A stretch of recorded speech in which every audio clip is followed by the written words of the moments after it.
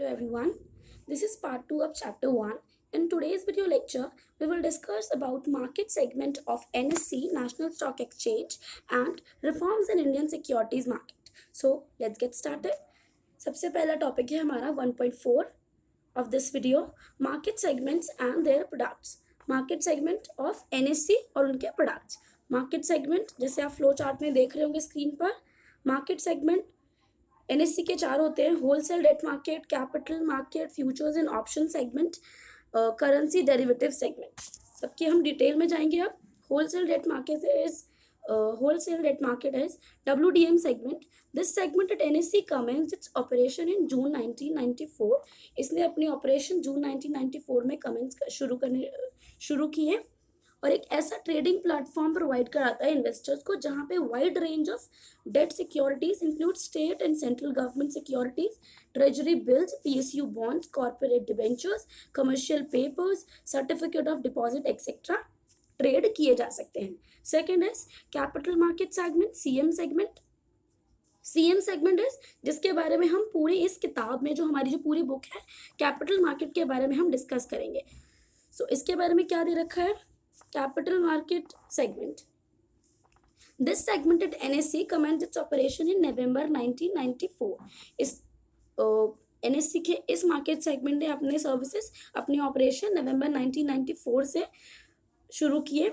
और इसके बारे में एक इम्पॉर्टेंट बात ये है कि it provides a fully automated screen based trading system known as national exchange for automated trading NEAT system. मतलब जो NSE का जो कैपिटल मार्केट है वो इन्वेस्टर्स को एक fully automated screen based trading system provide करता है सो दैट इन्वेस्टर्स अपने घर पर बैठ के, अपने PC पर बैठ के ट्रेड कर सके और उसको ज़्यादा दिक्कत ना हो और जो काम में जो इफ़िशियंसी है वो भी बनी रहे.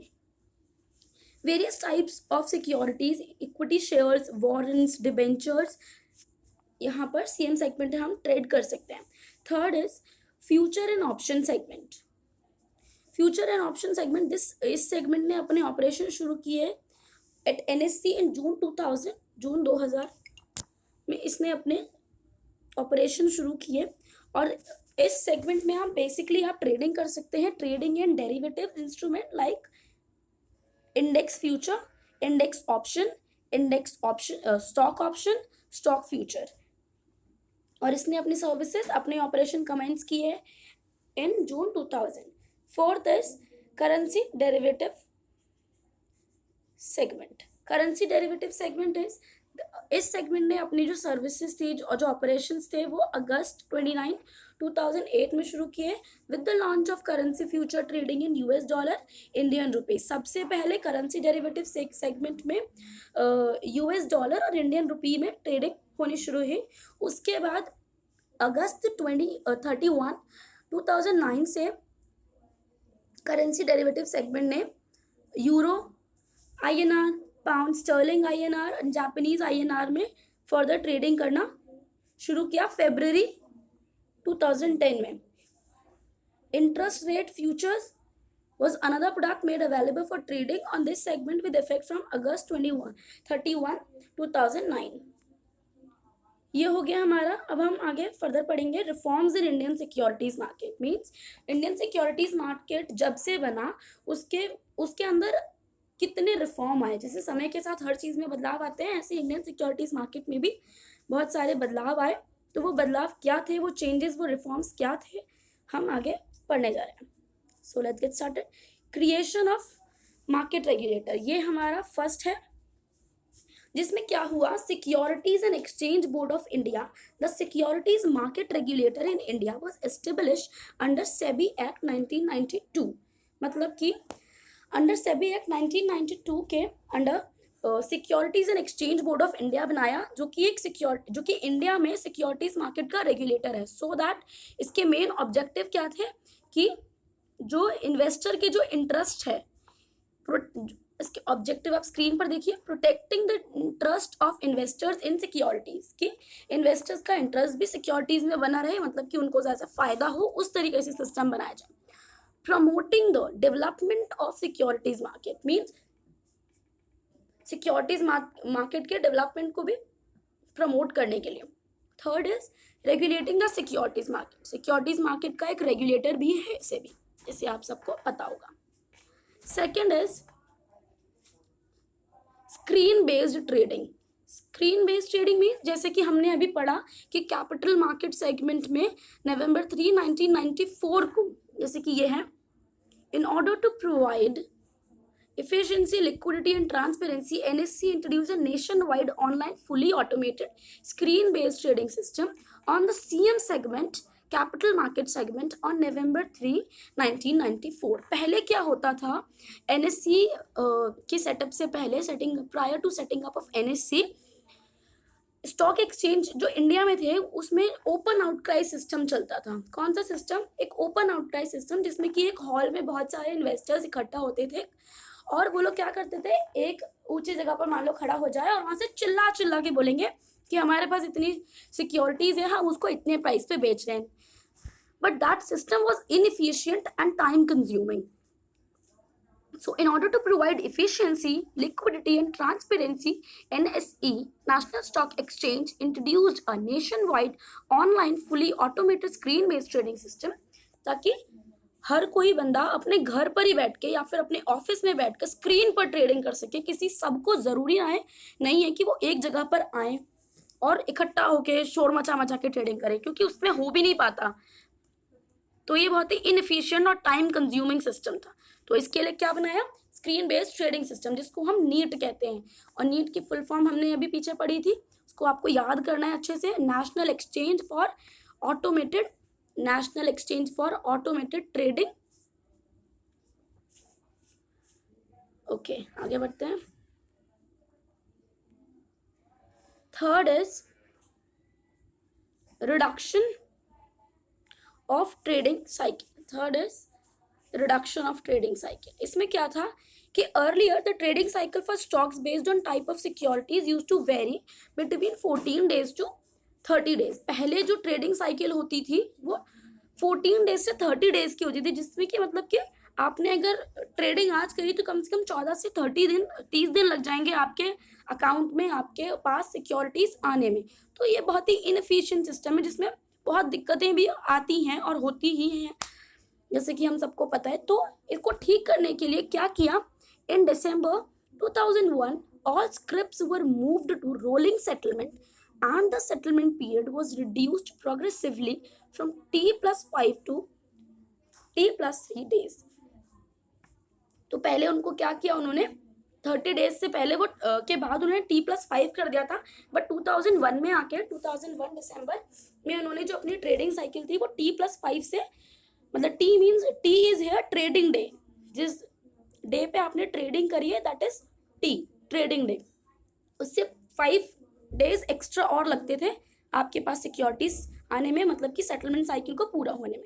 फिर उन्होंने T+3 डेज किया उसको।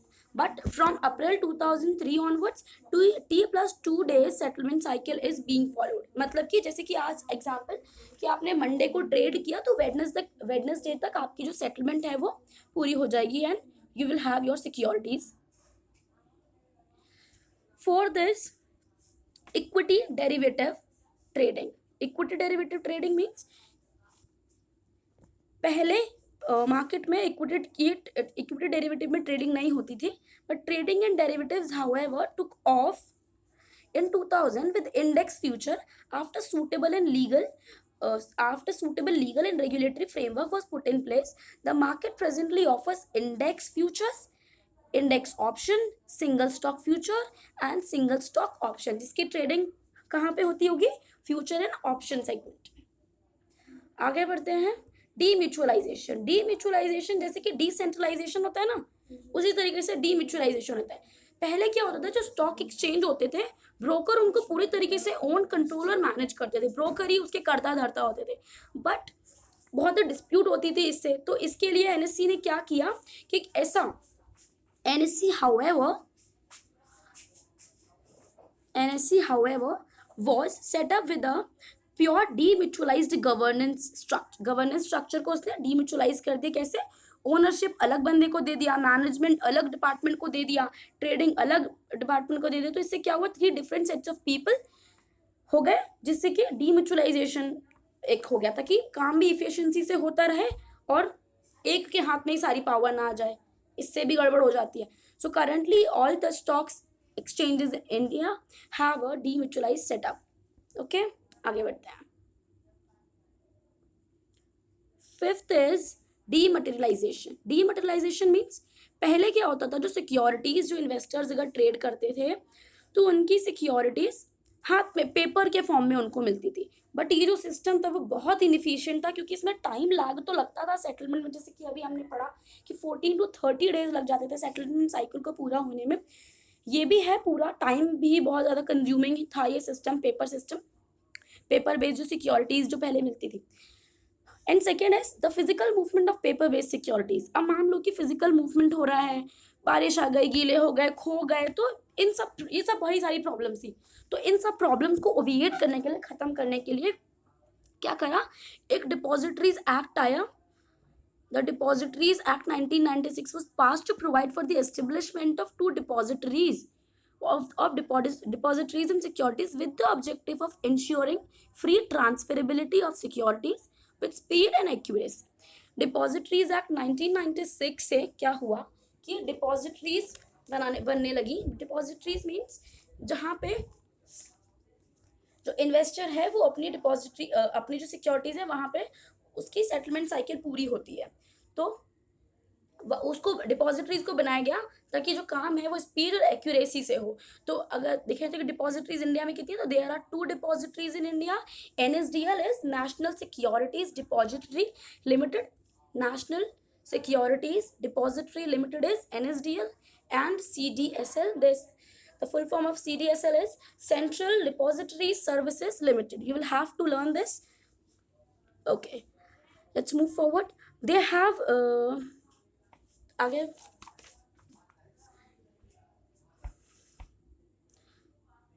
to eliminate, क्या लिखा है, dematerialized settlement has eliminated the bad deliveries. जो बैड डिलीवरीज पहले हो जाती थी, मतलब कि गलत डिलीवरीज हो जाती थी, उसको भी रोका डीमेटलाइजेशन ने. डीमेटलाइजेशन बेसिक ये यही है कि जो सिक्योरिटीज पहले पेपर फॉर्म में होती थी वो अब इलेक्ट्रॉनिक फॉर्म में होने लगी. डिपॉजिटरी में वो इलेक्ट्रॉनिक फॉर्म में होती है, तो इससे ज़्यादा एक तो ये टाइम कंज्यूमिंग भी नहीं है और इससे कुछ फिजिकल मूवमेंट में जो दिक्कत होती थी वो भी नहीं होगी अब. और इससे रिलेटेड एसोसिएटेड जो भी प्रॉब्लम्स थी सब खत्म हो गई.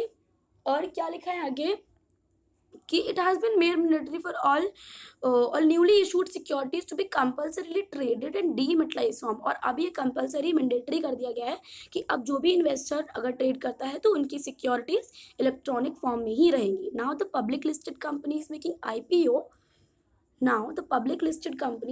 IPO of any security for 10 crore or more have to make the IPO only in dematerialized form. IPO is initial public offering.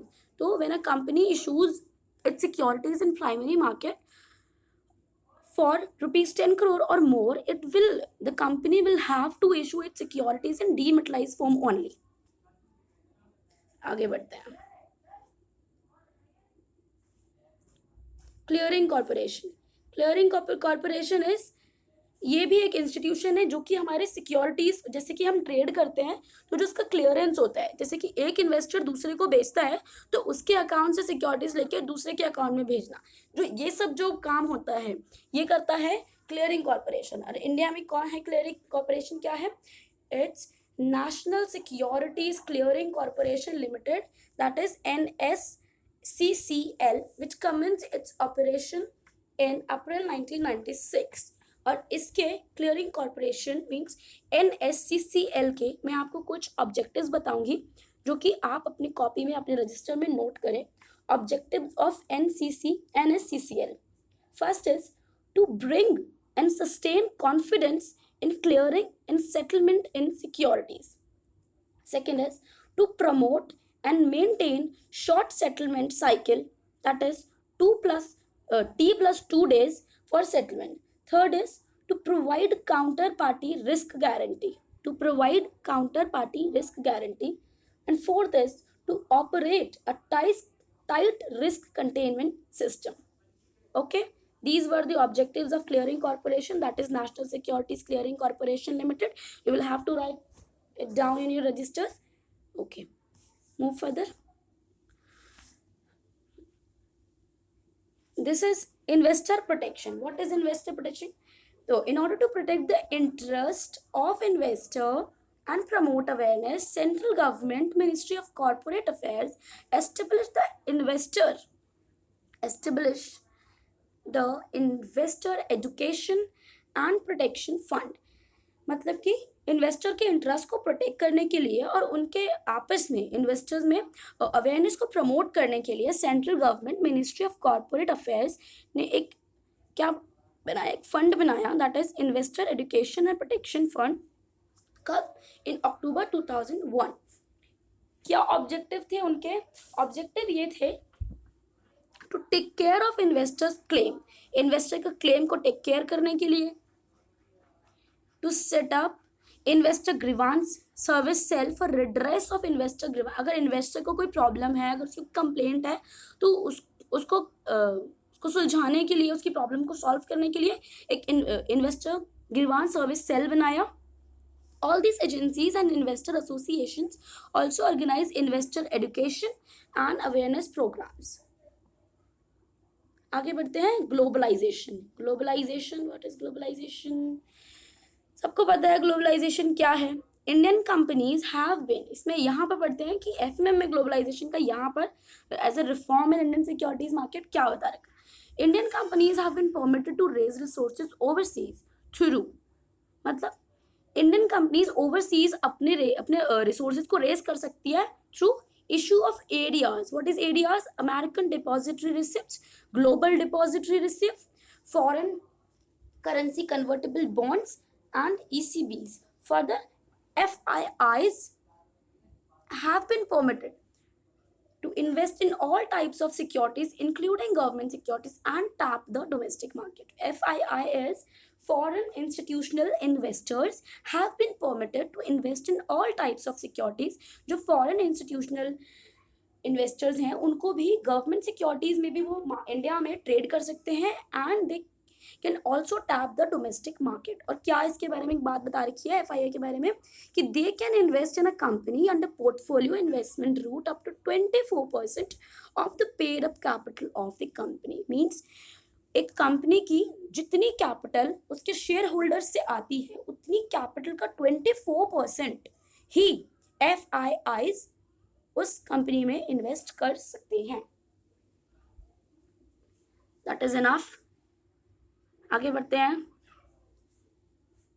This is launch of India VIX square. Volatility index. Volatility index क्या होता है?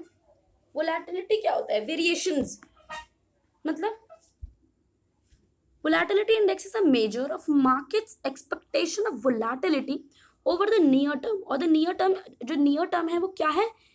Near term is the period of 30 days. मतलब कि 30 days में market ऊपर जाएगा, नीचे जाएगा, कितनी वेरिएशंस होंगी उसमें, उसके हिसाब से जो मार्केट की एक्सपेक्टेशन होती है वो निकाली जाती है वोलेटिलिटी इंडेक्स से। तो India's first volatility index India VIX was launched by NSE in April 2008. इतना आपके लिए बहुत है। It measures the amount by which an underlying index is expected to fluctuate in near term. मतलब कि कितने अमाउंट से इंडेक्स ऊपर उठेगा या नीचे गिरेगा, इसके बारे में हमें वोलेटिलिटी इंडेक्स से पता चल जाता है। Direct market access. Direct market access क्या है? In April 2008 SEBI allowed the direct market access facility to institutional investors. मतलब कि जो ब्रोकर है DMA allows brokers to offer their respective clients direct access to the exchange trading system and through the broker's infrastructure without manual intervention by the broker. मतलब कि सेबी के इस reform से direct market access से brokers को मतलब एक offer मिला कि वो अपने जो रिस्पेक्टिव क्लाइंट्स है, रिस्पेक्टिव क्लाइंट्स में कौन आते हैं? Institutional investors like bank. तो ब्रोकर्स उनको डायरेक्ट एक्सेस दे सकते हैं अपने ट्रेडिंग सिस्टम का, अपने इंफ्रास्ट्रक्चर का, विदाउट मैनुअल इंटरवेंशन, कि वो ट्रेड कर लें। कौन? Institutional investor. ब्रोकर के पास एक ऑफर होता है कि वो अपने रिस्पेक्टिव क्लाइंट्स को एक ऑफर दे कि जो इंस्टीट्यूशनल इन्वेस्टर है वो ब्रोकर के इंफ्रास्ट्रक्चर से विदाउट मैनुअल इंटरवेंशन ट्रेड कर ले मार्केट में। ये रहता है। Next is launch of securities launch of securities lending and borrowing scheme, launch of securities lending and borrowing scheme April 2008 में आई। इसका क्या मतलब है? The securities lending and borrowing mechanism was allowed, it allows market participant to take short positions effectively with less cost। इसका मतलब ये है कि जो शॉर्ट सेलर होते हैं, it allows short seller to borrow stock from NSCCL for making delivery। कि जो शॉर्ट सेलर है वो NSCCL से स्टॉक्स को बोरो करे और उसको बेच दे। Short selling means selling of stocks which the seller does not own at the time of trade. मतलब कि NSCCL से आप स्टॉक बोरो करो, आप उसको बेच दो, उससे फायदा कमा के फिर आप NSCCL को दे सकते हो। मतलब लॉन्च ऑफ सिक्योरिटीज लैंडिंग, पहले आप सिक्योरिटीज को लैंड करो फिर उसको बोरो करो। मतलब कि कोई बोरो करेगा उसको तो आप लैंड करोगे, तो उसके बाद आप जब अपना प्रॉफिट कमा लो तो आप NSCCL को वो वापस कर दो। जब आपके पास नहीं है सिक्योरिटीज तो आप NSCCL से ले सकते हो शॉर्ट टाइम के लिए। Next is launch of currency futures. Launch of currency futures जैसे कि हमने करेंसी डेरिवेटिव मार्केट में हमने पढ़ लिया कि क्या है। On August 29, 2008 first time India ने ट्रेड ओवरसीज जैसे कि किया। USD INR pair for the first time in India. NSE launched trading in currency future contracts in this. Trading in other currency pairs like Euro INR, Pound Sterling INR and Japanese Yen was further made available for trading in March 2010। ये हो गया clear आपको। Next आगे बढ़ते हैं। ASBA। ASBA is application supported by blocked amount। Application supported by blocked amount is a major primary market reform. It enables investors to apply for IPOs or FPOs and rights issue without making a payment। Means कि investor के account में अभी मतलब कि investor ने अभी payment नहीं की बट वो एप्लीकेशन से अपने इशूअर को बता सकता है कि वो IPOs और FPOs में, मान लीजिए कि ASBA एस कि कोई इन्वेस्टर अपने इश्यूअर को बोलता है, मतलब एक एप्लीकेशन लगाता है कि भाई हमें भी शेयर चाहिए, बट जब तक उसकी एप्लीकेशन अलॉटमेंट के लिए सिलेक्ट नहीं की जाएगी तब तक उसके अकाउंट से पैसे भी नहीं कटते हैं। मतलब कि मैं इन्वेस्टर हूँ, मैंने एक इशू आने वाला था मार्केट में, मैंने इशूअर को ऑलरेडी एक एप्लीकेशन भेजा कि मेरे को भी सिक्योरिटीज़ चाहिए, बट अगर मेरी वो एप्लीकेशन सिक्योरिटीज़ अगर मुझे देने के लिए सिलेक्ट नहीं होती है तो मेरे अकाउंट से वो पैसे नहीं कटते। Application supported by blocked amount. Next is, ये हो गया इधर ऐसे। Next is launch of interest rate futures. On August 31, 2009, futures on interest rate was launched on National Stock Exchange।